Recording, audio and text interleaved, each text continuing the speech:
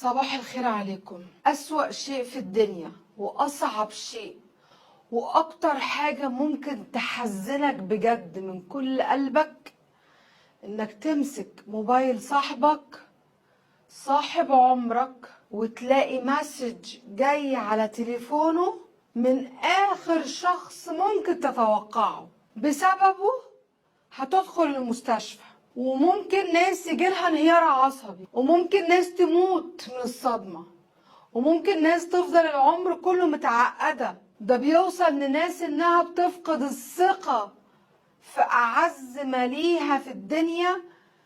ده كمان يعني ممكن يجيله قفلة من العالم كله ويقعد في البيت ويقفل على نفسه ويقرر ان هو ما يتعاملش مع حد مدى الحياة بسبب الرسالة اللي اتبعتت على الموبايل دي. الراجل بعت بيقول لي انا راجل متجوز، عشت عمري كله سعيد الحمد لله مع اسرتي.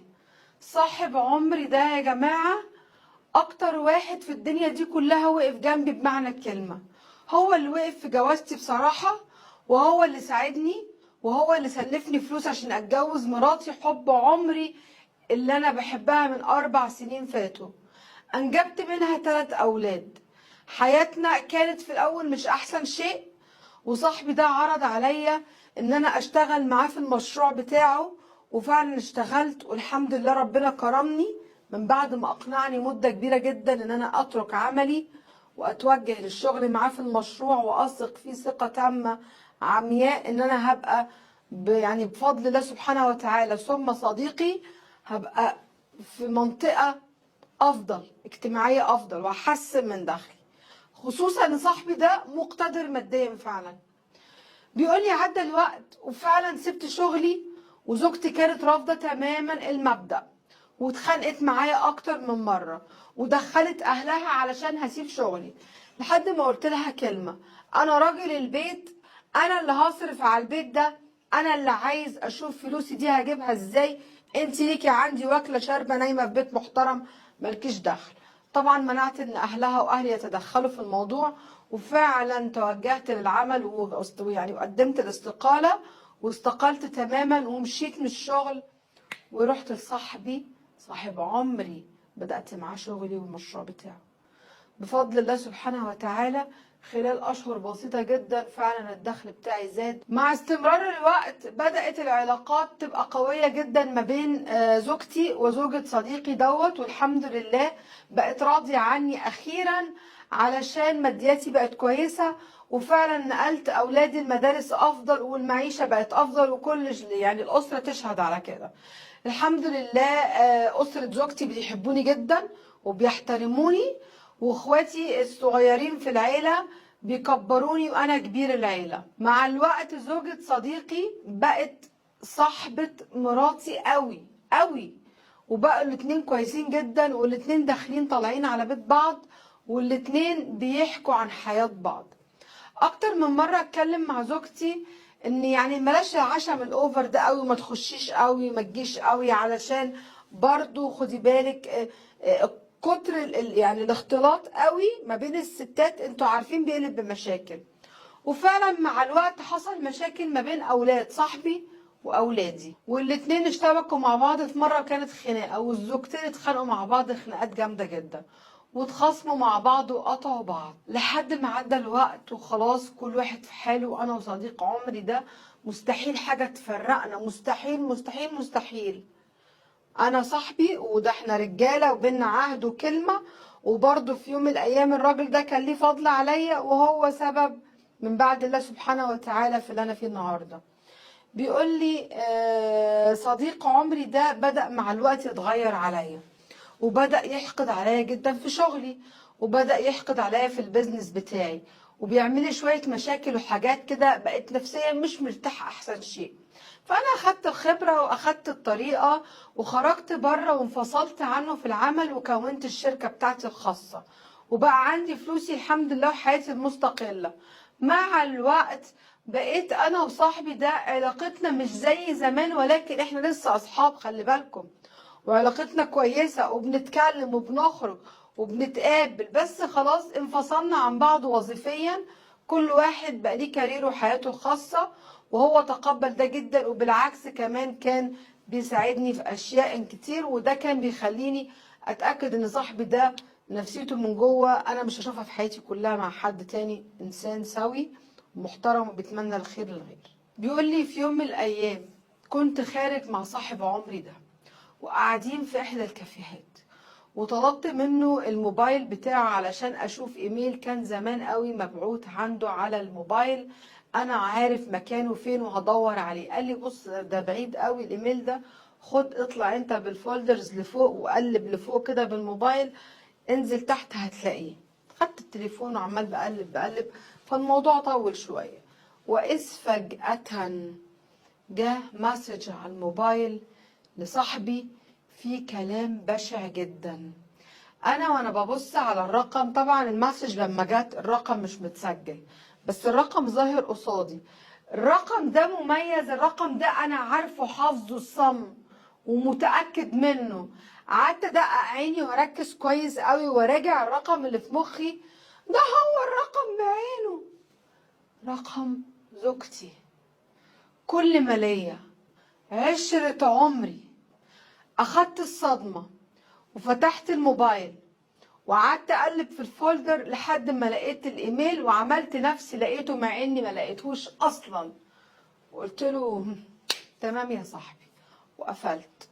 وكان الانهيار والصدمة باينين عليا جدا. صاحبي قال لي مالك في ايه؟ قلت له مش عارف بس انا حاسس ان انا دخت فجأة، انا بقالي فترة كده السكر بيعلى عليا، انا يا جماعة مريض سكر ولكن الحمد لله مع العلاج بنتظم عليه، الحمد لله صحتي كويسة. فقلت له اتحججت له ان السكر عالي عليا وان انا تعبان وانا همشي. قال لي تعالى اروحك وسيب عربيتك هنا هجيبها لك انا بعدين. قلت له لا انا هروح بعربيتي واسوق.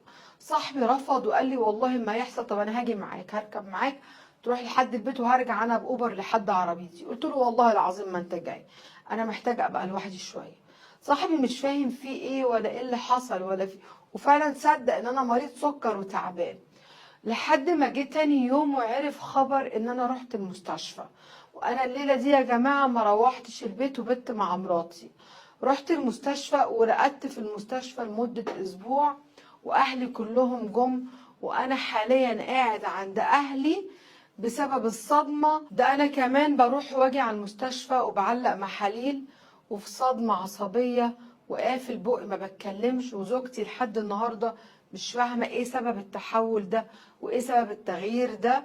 ده من بجاحتها بتيجي تقعد جنبي على السرير وانا في عز تعبي تبكي وتقولي انا خايفه عليك انا بحبك قوي، وبتبقى عايزه تحضني وانا برفض احضنها، وهي مش فاهمه، وكل ده فاكره ان انا مريض بجد بسبب السكر، لكن هي ما تعرفش ان انا حزنان ومصدوم على صدمه عمري. زوجتي حب 4 سنين بتخوني مع صاحبي اعز صديق ليا، الاتنين كأنهم جابوا سكاكين وخناجر وطعنوني بيها بأقوى طعنات في ظهري.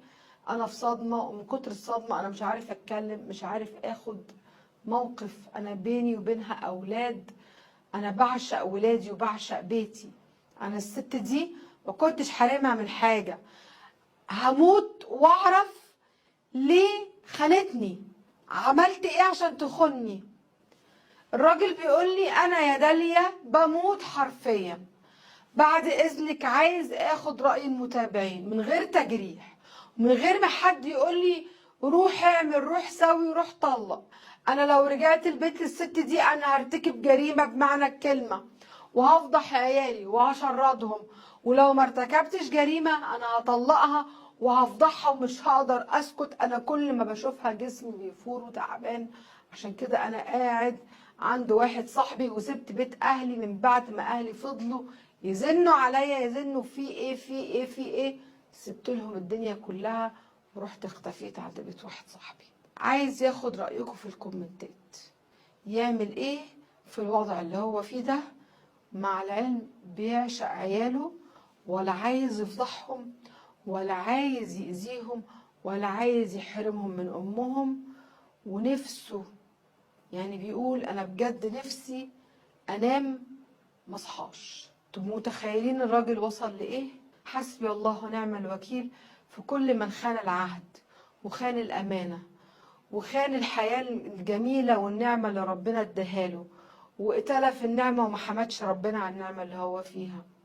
الراجل من صدمته في المستشفى بيموت عشان واحدة اتغرغر بيها الشيطان وبصت لصاحبه. وأنا 100 مرة سبق واتكلمت وقلت بلاش الصحوبية الزيادة ندخلها في حياتنا. صاحبي وصاحبك على القهوة، الغلط كان من عندك برضو لما أقحمته في بيتك وفي حياتك وحسسته إن هو ولي نعمتك ومدخله بيتك ومعرفه أسرار مراتك. تقولي أسرار أنا ما حكيتش، أقول لك لأ، كون إن هو عتب عتبة البيت ده سر من الأسرار اتكشف. شاف بيتك، شاف حياتك، كشف أمورك مع زوجتك، حليت في عينيه. إنسان قذر حتى لو صاحبك ده مش قذر ومحترم، الشيطان بيلعب في دماغ يعني دماغ اكتر واحد مؤمن في الدنيا عادي جدا. احنا بشر، احنا مش ملايكة، احنا بنخطأ، لكن في مننا اللي بيقوم عقله وبيسيطر، وفي مننا اللي بيخضع للشيطان والمبدأ نفسه عنده للأسف ممكن يخونه. مش كل صاحب نقول عليه صاحب عمر، ومش كل من قدم لنا خيرة أو قدم لنا خدمة نقول عليه بيتمنى لي الخير. عادي جدا، النهاردة ممكن أتمنى لك الخير، بكرة ممكن أحقد عليك عشان أنا إنسان غير مؤمن بالله وغير مؤمن بالأرزاق وغير مؤمن بان انا المفروض اغض بصري عن مرات صاحبي، او ان انا احترم نفسي عشان ربنا يكرمني في ولادي ومراتي. انا انسان بشر بغلط. صاحبك غلط وزوجتك كانت اقذر منه عشان تخونك وتخدعك. هتعمل ايه؟ من غير شوشرة وبكل هدوء. انت مش عايز فضايح ومش عايز مشاكل، عادي جدا، في 100,000 طريقة ممكن تتعمل. انت ممكن يعني تتعامل معاها عادي جدا وتقعد لما تهدى كده شوية، تهدى تتكلم معاها وتعرفها ان انت عرفت ان هي خاينة، ولا ترتكب جريمة ولا تقتلها ولا تعمل كارثة ولا تفضحها ولا تشهر بيها. عشان فعلا زي ما انت قلت في اولاد، في حد هيداس في النص، حد هيجف في الرجلين ملوش ذنب ان هو ضحية ام زي دي. غلطت، لازم تقعد تتكلم معاها انت وهي في حتة لوحدكم، بس اياك ثم اياك ثم اياك تضيع نفسك علشان انسانة عملت كده. افتكر ان في اولاد، وافتكر ان انت كمان هتخش السجن وعيالك هيتيتموا من وراكم. بكل هدوء بكل بساطة، ربنا حلل الطلاق وحلل الجواز. اقعد معاها، كلمها، اشرح لها، قول لها هنعمل خطة كده قصاد الاهل ان احنا مش عايزين بعض وانت عايزة تتطلقي وانا هطلقك. يعني طبعا هي طبعا هتطلب بقى مفيش حقوق حد يطلبها، يعني واحدة في موقفها زي ده اكيد هتتكلم. انتوا هتطلقوا بكل هدوء، انت شوف عايز تعمل ايه، طلقها وخليها عند اهلها، لكن اياك ثم اياك تشهر بيها عشان خاطر عيالها. انا ضد التشهير ومؤيدة جدا جدا جدا جدا للستر وقت المصيبة وقت الفضيحة. الإنسان اللي وقت المصيبة أو وقت الفضيحة بيقدر يكتم ويستر ويسامح، ده أقوى إنسان عند ربنا سبحانه وتعالى. لأن من الصفات المؤمن القوي اللي يقدر وقت الغضب يمسك غيظه أو يمسك غضبه. فأنت بجد لو عملت كده أنت هتبقى حاجة كبيرة جدا وربنا هيعوضك. طلقها بكل هدوء بكل بساطة، وخلي الولاد يتربوا عادي جدا ما بينك وما بينها، وانا متأكدة انها تدفع الثمن. عايز تسامحها وتغفر لها بس لازم تقعد معاها وتكلمها وتعرفها، اتكلم. وعايز تدي فرصة وتسامح وتراقب وما تتعاملش معاها، دي حاجة برضو ترجع لك. خير الخطائين التوابين، وممكن تتوب وتبقى احسن واحدة في الدنيا. خصوصا ان انت قلت انها 4 سنين ما كانتش أذياك في حاجة وكانت حب عمرك وكانت كويسة، وصاحبك ده هتقطع علاقتك بيه تماما. أتمنى يكون اللي اتحكى ده عظة وعبرة. الصحاب اكتر نقطة ضعف ممكن اتنين يمسكوها على بعض. الصحاب بيبقوا عارفين اسرار بعض، داخلين بيوت بعض، واكلين وشاربين مع بعض، فضايح بعض بمعنى اصح عارفينها. قوة الصداقة. في مش عايز اشوه في كل الاصدقاء، في ناس تربيتها واصولها وضميرها قدام ربنا قبل كل شيء هو اللي بيحكمهم. حتى وقت الخلاف مستحيل يشهروا ببعض او يفضحوا بعض. بس دول هنضمنهم ازاي؟ هنعرفهم ازاي؟ اتمنى تكونوا اتعظتوا من اللي انا بحكيه. عايزه اسمع رايكم في الكومنتات من غير تجريح بعد اذنكم. ومحدش يقول لي انت مش راجل روح طلق، انت موتها اقتلها. ده اسمه هبل. ربنا ما قالش كده، وبلدنا فيها قانون، ولو قتلها هيتسجن وهيتحبس ويبقى فيه مصيبه. على ايه كل ده؟ موضوع اسهل من كده بكتير. اسمع رأي الناس في الكومنتات، واللي عنده مشكلة يبعتها لنا عشان نرد عليه. اشوفكم في يوم جديد وحلقة جديدة، في امان الله.